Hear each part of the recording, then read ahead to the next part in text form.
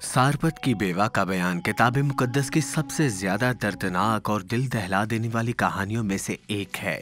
एक गरीब और बेनाम बेवा और उसके बेटे की कहानी जो इसराइल की सरहदों से बाहर गैर मुल्की सरजमीन सैदा में रहती थी।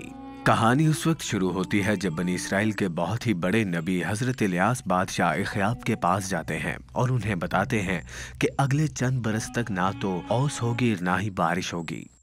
जल्द ही खुशखसाली ने जमीन को अपनी लपेट में ले लिया और खुदा ताला ने हजरत इलियास से फरमाया कि वो वहां से निकल जाएं और मशरिक की तरफ एक खाई की तरफ सफर करें। ये सहराई इलाके में दरियाए उर्दन के मशरिक की तरफ किरियत के नाले के पास है। यहाँ खुदा ताला ने हजरत इलियास के लिए कौवों के जरिए उस वक्त तक खाना भेजते रहे जब तक कि नाला खुश्क ना हो गया।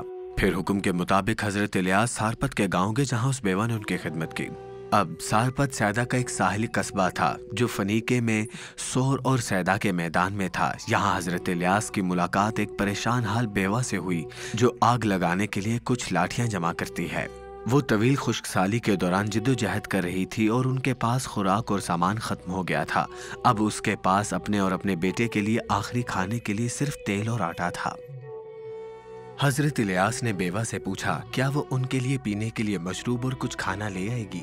ये हैरान कुन है कि बनी इसराइली होते हुए किसी अजनबी से खाना मांगा जाए और वो भी उस सूरत में जब उसके पास भी खाने की कमी हो। उस बेवा ने जवाब दिया, खुदावन तेरे खुदा की हयात की कसम, मेरे यहाँ रोटी नहीं, सिर्फ मुट्ठी भर आटा और एक मटके में थोड़ा सा पानी है। और देख मैं एक दो लकड़ियाँ चुन रही हूँ ताकि घर जाकर अपने बेटे के लिए उसे पकाऊं और हम उसे खाएं। वो बेवा को पूरी उम्मीद थी कि वो जो खाना अपने बेटे के साथ खाने वाली है वो उसका और उसके बेटे का आखिरी खाना होने वाला था।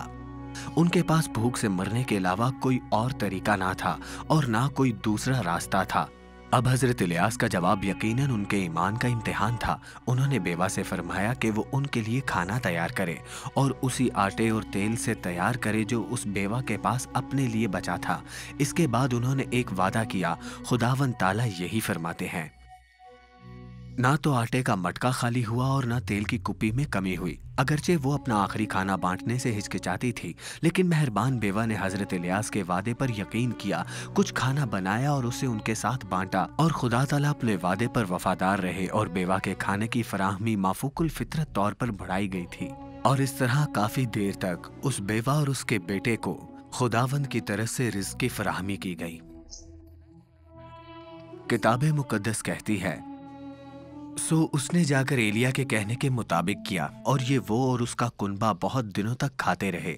और खुदावंद के कलाम के मुताबिक जो उसने हजरत इलियास की मार्फत फरमाया था, ना तो आटे का मटका खाली हुआ और ना ही तेल की कुप्पी में कमी हुई। कुछ अरसा हजरत इलियास बेवा के घर रहे। अफसोसनाक बात यह है कि एक दिन बेवा का बेटा बीमार हो गया और मर गया। अपने गुस्से और गम में उसने अपने बेटे की मौत का जिम्मेदार हजरत इलियास को ठहराया।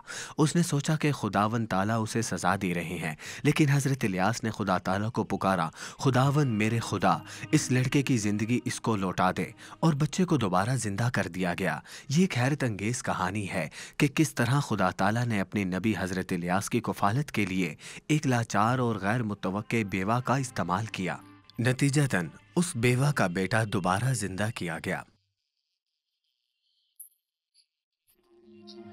इसलिए अक्सर हम सोचते हैं कि खुदा ताला हमें इस्तेमाल नहीं करते क्योंकि हम नाअहल हैं, गैर हुनरमंद हैं या गैर तरबियत याफ्ता हैं।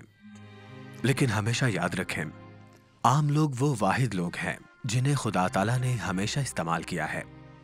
खुदा ताला अहल को नहीं बुलाते, वो बुलाए जाने वाले को अहल बनाते हैं। इस कहानी में हम लोगों तक 4 अहम नकात पहुंचे हैं। नंबर 1, खुदा ताला की अताअत बरकत लाती है। दूसरा, खुदा ताला अक्सर अपने मकासद को पूरा करने के लिए गैर मुतवक्के लोगों और वसाइल का इस्तेमाल करते हैं। तीसरी बात यह कि खुदा ताला की रहमत तमाम लोगों तक फैली हुई है।